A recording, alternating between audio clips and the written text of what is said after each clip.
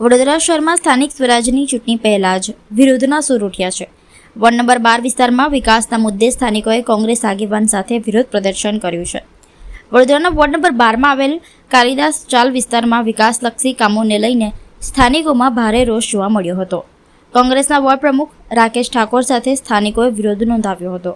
સ્થાનિકોના આક્ષેપ છે કે છેલ્લા 5 વર્ષમાં વિસ્તારમાં પૂરતા વિકાસ કામો થયા નથી. અનેક લોકોએ તો એવા પણ દાવો કર્યો કે તેઓને પોતાના કોર્પોરેટર કોણ છે તેની પણ જાણ નથી. સ્થાનિકોના જણાવ્યા મુજબ ચૂંટણી સમયે નેતાઓ વચનો આપે છે, પરંતુ બાદમાં વિસ્તારની મૂળભૂત સમસ્યાઓ તરફ ધ્યાન આપવામાં આવતું નથી. ખાસ કરીને કાલિદાસ ચાલ વિસ્તારમાં વર્ષોથી ચોમાસામાં પાણી ભરાવાની સમસ્યા યથાવત છે. લોકોને આ પાણીમાં 3 થી 4 દિવસ સુધી રહેવું પડે છે, છતાં આ સમસ્યાનો કાયમી ઉકેલ આવ્યો નથી. સ્થાનિકોનું કહેવું છે કે જો કાઉન્સિલરોએ યોગ્ય રજૂઆત કરી હોત તો વડોદરા મહાનગરપાલિકા દ્વારા કામ પૂર્ણ થઈ શક્યું હોત. આથી નારાજ સ્થાનિકોએ આજે વિરોધ પ્રદર્શન કરી ચેતવણી આપી છે કે જો તેમની સમસ્યાઓનું નિરાકરણ નહીં આવે તો તેઓ આગામી સ્થાનિક સ્વરાજની ચૂંટણીનો બહિષ્કાર કરશે. સ્થાનિકોએ સ્પષ્ટ કહ્યું છે કે હવે તેઓ માત્ર એવા ઉમેદવારને જ મત આપશે જે તેમની વચ્ચે રહીને તેમના પ્રશ્નોનો ઉકેલ લાવશે. હવે અમારે તો વોટ આપવો જ નથી.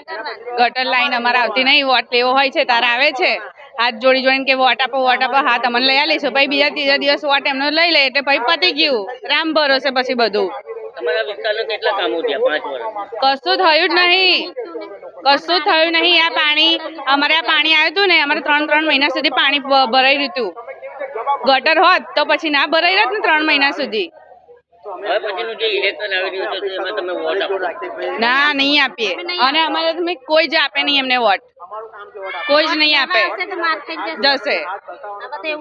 તમારા વિસ્તારના કામો નથી તો એને લઈને તમે શું કહેશો? કામ કરાવો, અમે તો બીજું શું કરીએ? વોટ આપીશું. ગટર લાઈન જોઈએ. કામો નથી એને લઈને કામો નહીં થયા, પણ અમે ગટર લાઈન આવે ત્યારે ગટર લાઈન નહીં હાલતા. પાણીનું કઈ કરીએ કોર્પોરેશન વાળા કોઈ કરીને ગયા વાયદા કરીને જ્યાં અડધી ગટર લાઈન આવી 6 મહિના થઈ ગયા, ખોદીને જતા રહ્યા, પણ કોઈ દેખાતું છે નહીં. ગટર લાઈન આવશે કરીને જતા રહે. પેલા હાથ જોડે ને પછી નમસ્કાર કરીને હેડવા માંડે. કોઈ કામ નથી કર્યા. આવીને જોઈને જતા રહે છે કે સવારે ચાલો પાણી આવશે ત્યારે અમે જોવા આવશું. એના પછી એ લોકો આયા નહીં. અમે દોર જોઈએ કે આજે આવશે કાલે આવશે એમ કરીને અમે ખરા બપોરે આ બધી સવારમાં અમે ચાલુ પાણીમાં અહીંયા આવીને ઊભા રહીને એમને જોઈએ છે કે આવે છે કે નહીં આવતા, બસ એટલું જોઈએ છે. અને વોટ લેવા માટે હાથ જોડીને લેવા આવી જાય. ચોમાસામાં અમારે પાણી ભરાય, એવામાં અમારે પીવાનું પાણી ભરવાનું. અને ઘણા લોકો કૂવા બનાવેલા છે, હવે એ તો બનાવે જ ને એમના ખર્ચે. એ ગટર ઉભરાય છે, એમના કૂવા તો ભરે જ જાય. એ ચોમાસામાં ઉભરાય એટલે પેલું પાણી ભરાય એટલે બધું ઉભરીને બહાર આવે. એ આવે એટલે અમારે એવામાં પાણીમાં જવાનું. અમારા નાના છોકરાઓ છે, જોવા છોકરાઓ, અને એવામાં અમારા છોકરાઓ રમતા હોય. અને અમારે 24 કલાકે પાણી અમારી જમીનમાં જતું બી નથી, ફૂંકાય જ નહીં. તડકો ના પડે તો પાણી ક્યાં ફૂંકાવાનું?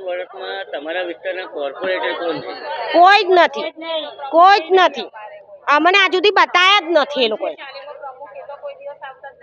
એટલે તમને એ ખબર જ નથી કે તમારા વિસ્તારના કોર્પોરેટર કોણ? ના, અમને ખબર નથી. અમે તો કેવું, અમે કામ ધંધા વાળા, અમે જઈએ છીએ કડિયા કામ ને એવું બધું કરીએ છીએ. અમે બધી મલ્લાઓ કામ કરીએ છીએ, એટલે અમે એવું બધું ધ્યાન રાખીને નથી બેસી રહેતા. અમારે નાના છોકરાઓ માટે કઈ તો કરવું પડે. વોર્ડ નંબર 12 ના કોર્પોરેટરની વાત કરું પહેલા તો કોર્પોરેટર માટે તમે એવું કહેવા માંગો 80% લોકોને તમે જઈને પૂછશો ને તો 100 માંથી 80% લોકોને કોર્પોરેટરના નામ નથી ખબર. એ ખાલી પેલો એક સિમ્બોલ જોઈને એક બટન દબાયેલું અને એનું આ પરિણામ ભોગવી રહ્યા છે. એટલે કહેવા માગું છું વોર્ડ નંબર 12ની જનતાને કે તમે જે કામ કર્યો માણસ હોય એને જોઈને વોટ આલજો, કઈ સિમ્બોલ દેખીને વોટ ના આલતા. કેમ કે અહીંયા જે સિમ્બોલવાળા છે ને એ લોકો પોતે બી હેરાન છે, એ લોકો બી પ્રદર્શનમાં ઊભા છે. એ કમરનો સિમ્બોલ લઈને જે અહીંયા ફરતા હતા ને એ લોકોના ઘરોમાં પાણી ઘૂસી જાય છે, ગટરની વ્યવસ્થા નથી. એટલે 5 વર્ષનું આ પરિણામ છે. કેમ કે 30 વર્ષથી વિકાસ નામનો શબ્દ હતો 30 વર્ષ પહેલાં, ત્યારે અહીંયા સારી સુવિધા હતી, લોકોને શાંતિ હતી. પણ હવે આ વિકાસ નામનું વસ્તુ આવી ને તો ઘરોમાં ગટરના પાણી ભરાવા લાગ્યા. બહાર નહીં પણ ઘરોમાં ભરાવા લાગ્યા. કેમ કે એક રોડ ક્રોસ કરવાનો છે મંજૂરી આવી ગઈ. જ્યારે આ વિસ્તારની અંદર કોઈ સોસાયટી નથી, કશું નહીં, ત્યારે આ કાલદાસની અને પરમારની ચાલ હતી. ત્યારે લોકોને આ એક હૂફ હતી, આ 2 પરમાર આ ચાલીની, ત્યાંથી આવન જવાન કરતા હતા. એમને તમે સુવિધા નથી આપી શકતા. એક ડ્રેનેજ પાસ થઈ જાય, બધો નકશો પાસ થઈ ગયો તો કેમ સુવિધા નથી આપતા કોર્પોરેશન? મેં તો એ કહેવા માગું, જે બી લાગતા અધિકારી હોય એમને કહેવા માગું છું કે વહેલી તકે આ કોર્પોરેશનના માણસો આવીને આ લોકોની સમસ્યાનું નિવારણ લાવે.